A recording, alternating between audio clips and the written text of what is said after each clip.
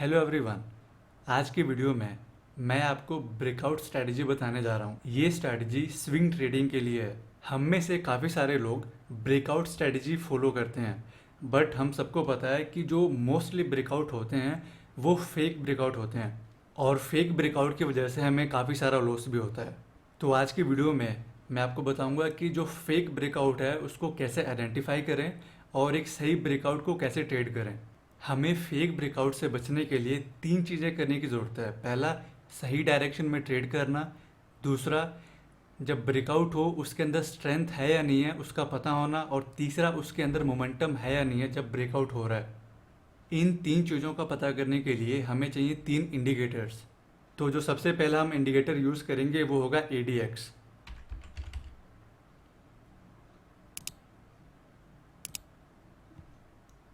इसकी हमने सेटिंग भी चेंज करनी है और इसको मैं थोड़ा सा डार्क कर देता हूँ ताकि अच्छे से दिखे। इसको मैं ब्लैक कर देता हूँ और हमने सेटिंग में चेंज करना है।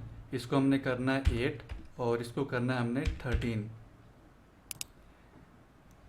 ADX हमें स्ट्रेंथ बताता है और उसके बाद हमें चाहिए मोमेंटम है या नहीं है स्टॉक के अंदर। उसके लिए हमें इंडिकेटर लगाना पड़ेगा RSI।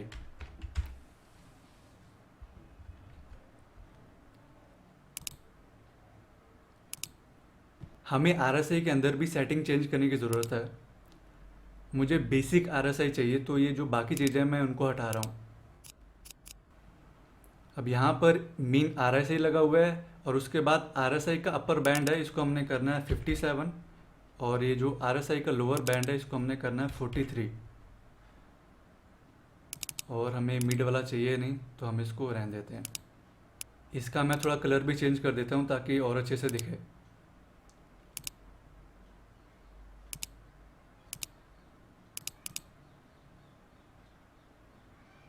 RSI का भी कलर चेंज कर देता हूँ। तो यहाँ पर आप देख सकते हो कि ये जो ऊपर वाला लाइन है ये है अपर बैंड और नीचे वाला है लोअर बैंड। ये है 57 का और नीचे वाला है 43 का। इसका हमने कैसे यूज़ करना मैं आपको आगे बताऊँगा। और ये जो मैं स्ट्रेटेजी आपको बता रहा हूँ ये बैक टेस्टेड है। अब जो हम नेक्स्ट इंडिकेटर यूज़ करेंगे वो होगा मूविंग एवरेज। उसके लिए हमें 3 मूविंग एवरेज चाहिए होंगे। तो यहाँ पर मैंने सर्च किया है 3SMA। तो मैं इस पर क्लिक कर लेता हूँ। अब यहाँ पर बहुत सारे मूविंग एवरेज आ गए हैं। तो यहाँ पर टोटल यहाँ पर 6 मूविंग एवरेज हैं। तो यहाँ पर जो EMA हैं मैं उनको हटा रहा हूँ। ऊपर वाले 3 SMA हैं, नीचे 3 EMA हैं। हमें EMA नहीं चाहिए, हमें SMA चाहिए। और इनका कलर थोड़ा सा मैं चेंज करूँ ताकि अच्छे से दिखे।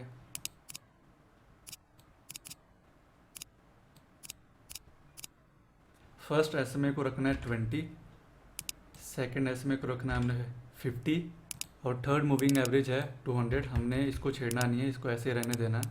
अब यहाँ पर मैंने मूविंग एवरेज क्यों लगाया, बहुत ही सिंपल है। ये हमें हेल्प करेगा कि सही डायरेक्शन में हम ट्रेड करें।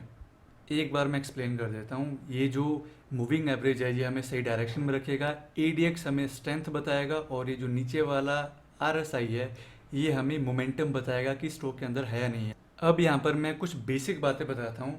सबसे पहले आपने हमेशा प्राइस को देखना है ब्रेकआउट के टाइम पे। जो इंडिकेटर्स हैं वो सेकेंडरी आते हैं। तो यहाँ पर इस लेवल पर हमें दिख रहा है कि काइंड ऑफ ब्रेकआउट हुआ है, बट आप मेरे को बता सकते हो कि ये जो ब्रेकआउट है ये स्ट्रॉन्ग है या नहीं है। अगर आप ब्रेकआउट ट्रेड करते हो तो आप बहुत आसानी से बता सकते हो कि ये स्ट्रॉन्ग ब्रेकआउट बिल्कुल भी नहीं है। तो जब ब्रेकआउट स्ट्रॉन्ग नहीं होता है तो इंडिकेटर्स को देखने का कोई फ़ायदा नहीं है, क्योंकि जब ब्रेकआउट ही सही नहीं है तो आप इंडिकेटर का यूज़ करके क्या करोगे। मैं आपको आगे बताऊंगा कि ये जो हमने इंडिकेटर्स लगाए हैं इनको हमने कैसे यूज़ करना है, बट सबसे पहले मैं आपको बेसिक बातें क्लियर कर रहा हूँ। अब थोड़ा हम पीछे आ जाते हैं। अब यहाँ पर आप देख पाओगे इस लेवल पे इस कैंडल ने ब्रेकआउट दिया है और इस कैंडल का जो साइज़ है ये है 17%, 17% का कैंडल है। और इधर आप आसपास देखोगे तो ये सबसे बड़ा कैंडल है, इसको हम बोलते हैं ब्रेकआउट। इस ब्रेकआउट के बाद आप देख सकते हो कि प्राइस कितना ऊपर गया है और इस ब्रेकआउट के बाद आपने देखा है कि प्राइस बिल्कुल नीचे आ गया है। तो जो सबसे पहला क्राइटेरिया है वो है स्ट्रॉन्ग ब्रेकआउट ढूंढना। यहाँ पर मैं कुछ अपना एक्सपीरियंस शेयर करना चाहूँगा। जो मैंने नोटिस करा है कि जो लार्ज कैप स्टॉक्स हैं उनके अंदर जब ब्रेकआउट आता है तो कहीं ना कहीं वो फेक ब्रेकआउट होने का जो चांस होता है बहुत कम होता है। जहाँ तक मैंने देखा, जब उनके अंदर ब्रेकआउट होता है तो कहीं ना कहीं प्राइस ऊपर जाता ही है। और जब स्मॉल कैप के अंदर जब ब्रेकआउट होता है और मिड कैप के अंदर जब ब्रेकआउट होता है, उनका जो चांसेस है वो इतना हाई नहीं रहता है कि वो ब्रेकआउट काम करेगा या नहीं करेगा। बट हाँ, जब उनका ब्रेकआउट काम करता है तो आपको रिटर्न भी लार्ज कैप से बहुत ज़्यादा मिलते हैं। बट उनके जो ब्रेकआउट होते हैं उनके अंदर फेक होने के चांस थोड़े ज़्यादा रहते हैं, लार्ज कैप स्टॉक्स के अंदर थोड़े कम रहते हैं। अब मैं आपको स्ट्रैटेजी बताता हूँ। तो सबसे पहले मैंने बताया कि जो फर्स्ट क्राइटेरिया है वो है स्ट्रॉन्ग ब्रेकआउट। उसके बाद जो मूविंग एवरेज है, प्राइस मूविंग एवरेज के ऊपर होना चाहिए। तो यहाँ पर आप देख सकते हो कि ये जो 20, 50 और 200 SMA है, प्राइस इसके ऊपर है। उसके बाद आता है हमने देखना है कि प्राइस के अंदर स्ट्रेंथ है या नहीं है। तो यहाँ पर मैं ना एक लाइन ड्रॉ कर देता हूँ 25 का। तो यहाँ पर मैंने एक लाइन ड्रॉ कर दी है। मैं इसको थोड़ा सा कलर चेंज करता हूँ ताकि अच्छे से दिखे। तो यहाँ पर आप देख सकते हो इधर मैंने एक लाइन ड्रॉ करी है, ये 25 का लेवल है। तो ADX के अंदर क्या बोला जाता है कि अगर ADX का जो लाइन है 25 से ऊपर है तो ये शो करता है कि प्राइस के अंदर स्ट्रेंथ है। तो यहाँ पर आप देख सकते हो कि जब इसके अंदर ब्रेकआउट हुआ था तो उससे पहले जो ADX का लेवल था ये था 12, और जब ब्रेकआउट होता है तो उसके बाद जो ADX का लेवल था वो था 20। तो कहीं ना कहीं आपको इधर से पता लग रहा है कि ADX के अंदर स्ट्रेंथ आना शुरू हो चुका है, और सिर्फ 2-3 दिन के बाद ही ADX 25 के ऊपर चला जाता है। उसके बाद आता है RSI। इससे पता लगता है कि मोमेंटम है या नहीं है। 57 का जो लेवल है, अगर प्राइस इसके ऊपर है तभी आपने एंट्री लेनी है। इससे हमें पता लगता है कि इसके अंदर मोमेंटम है। तो 57 का जो लेवल है आपने याद रखना है, अगर प्राइस इसके ऊपर है ब्रेकआउट के टाइम पे तो आपने एंट्री लेनी है। और ADX आपको हमेशा 25 के ऊपर नहीं मिलेगा ब्रेकआउट के टाइम पे, क्योंकि इसको स्ट्रेंथ दिखाने में टाइम लगता है। आपको कैसे पता लगेगा कि इसके अंदर स्ट्रेंथ आ रहा है नहीं आ रहा है? आपको पता लगेगा अगर आप थोड़ा सा पहले जाके देखोगे। मैंने आपको क्या बताया, ब्रेकआउट से पहले इसका लेवल 12 था, उसके बाद सीधे 3-4 दिन के अंदर ही ब्रेकआउट के बाद ये 25 पहुंच गया। तो पहला क्राइटेरिया, ब्रेकआउट के टाइम पे प्राइस एक स्ट्रॉन्ग क्लोजिंग देना चाहिए, और उसके बाद प्राइस SMA के भी ऊपर होना चाहिए, ADX स्ट्रेंथ दिखाते होना चाहिए, और उसके बाद जो RSI के अंदर मोमेंटम है वो भी होना चाहिए, मतलब 57 के ऊपर होना चाहिए। ये हमारा बाय क्राइटेरिया इधर से फुलफिल हो जाता है। तो यहाँ पर आप इधर एंट्री ले सकते हो। अब इधर एंट्री तो पता लग गया, अब उसके बाद आपने देखना है कि एग्जिट कब लेना है। आप एग्जिट लोगे जब प्राइस 20 SMA के नीचे क्लोज होगा। तो यहाँ पर मैं देखूँ कब क्लोज हुआ है, इस कैंडल पर प्राइस 20 SMA के नीचे क्लोज हो गया है। तो अगर मैं इस लेवल से यहाँ तक देखूँ तो जो रिटर्न है वो है ऑलमोस्ट 40% का। यहाँ पर एक चीज़ बताना चाहूँगा कि जो सबसे बड़ा कंसर्न होता है एक ब्रेकआउट ट्रेडर के लिए, फेक ब्रेकआउट, उसकी वजह से उसको लॉस भी होते हैं और उसकी एक्यूरेसी भी कम होती है, और ज़्यादा ब्रेकआउट जब फेल होते हैं तो उसको अपने सिस्टम पर डाउट भी होता है। तो इसको फिल्टर करने का जो सबसे बेस्ट तरीका है वो है मूविंग एवरेज। अगर आप सही डायरेक्शन में ट्रेड कर रहे हो तो फेक ब्रेकआउट का निकलना चांसेस कम होता है, और ट्रेंड को सही आइडेंटिफाई करने का तरीका मूविंग एवरेज से बेहतर कोई हो नहीं सकता है। तो आप नोटिस करोगे अगर आप मूविंग एवरेज को यूज़ करते हो और ये जो मैंने क्राइटेरिया बताया कि इसके ऊपर ही आपने एंट्री लेनी है, तो आप देखोगे कि बहुत सारे फेक जो ब्रेकआउट्स होते हैं आप उनको फिल्टर कर पाओगे। तो आपने ये चारों चीज़ों को फॉलो करना है। सबसे पहले स्ट्रॉन्ग ब्रेकआउट, उसके बाद प्राइस का मूविंग एवरेज ऊपर होना, ADX का स्ट्रेंथ दिखाना, और तीसरा मोमेंटम RSI का 57 से ऊपर होना। अगला स्टॉक लेते हैं LTI। तो मैं इधर पीछे से स्टार्ट करता हूँ। सबसे पहले अगर आप इधर देखोगे तो इधर से ब्रेकआउट हुआ है, और ये जो ब्रेकआउट हुआ है उसके अंदर 6.50 का मतलब 6.5% का मूव आया है, और इधर आप स्ट्रांगली देख सकते हो कि क्लोजिंग ऊपर हो चुकी है। तो यहाँ पर मुझे कुछ दिखाने की ज़रूरत नहीं है, प्राइस मूविंग एवरेज के ऊपर है। और यहाँ पर मैं 25 का एक लाइन ड्रॉ कर देता हूँ, मुझे ये हर बार करना पड़ता है। तो यहाँ पर आप देख सकते हो कि प्राइस ने इस लेवल से ही स्ट्रेंथ दिखाना शुरू कर दिया था, इसी लेवल से ही। तो यहाँ पर आप देख सकते हो कि इधर स्ट्रॉन्ग स्ट्रेंथ दिखा रहा है जब ब्रेकआउट हो रहा है।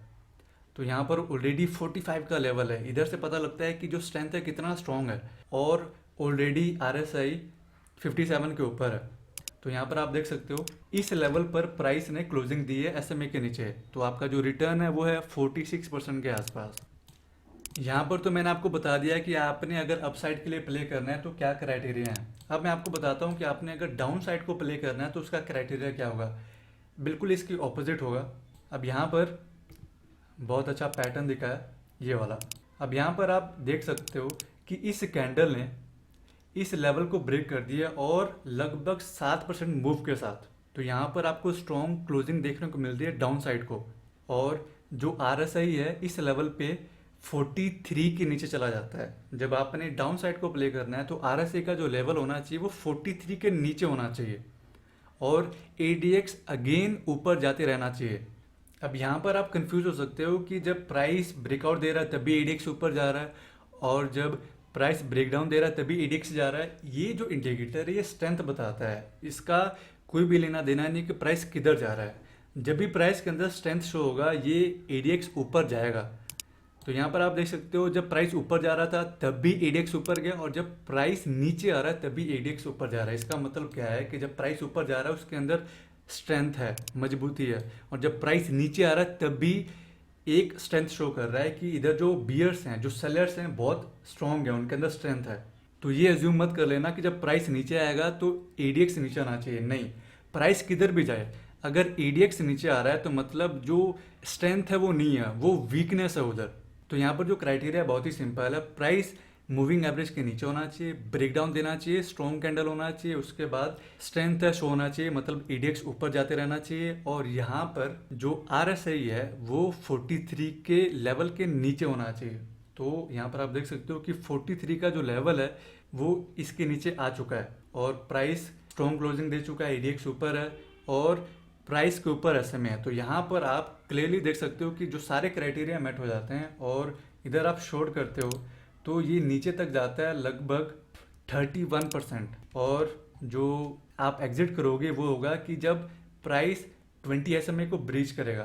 तो यहाँ पर इस लेवल पर प्राइस 20 SMA के ऊपर जा चुका है, तो हमारा अगर रिटर्न होगा ये लगभग होगा 22% के आसपास। ये जो इंडिकेटर्स है अगर आप इनको रैंडमली यूज़ करना स्टार्ट कर दोगे तो ये आपको यूजलेस लगेंगे। इन इंडिकेटर्स का यूज़ करने का एक टाइम होता है। आई होप आपको सारी चीज़ें बहुत क्लियरली समझ आ गई होंगी। अगर फिर भी कुछ कन्फ्यूज़न है तो आप कमेंट बॉक्स में कमेंट करो, मैं उधर क्लैरिफाई करने की कोशिश करूँगा। इस वीडियो के लिए इतना ही, मिलते हैं नेक्स्ट वीडियो में।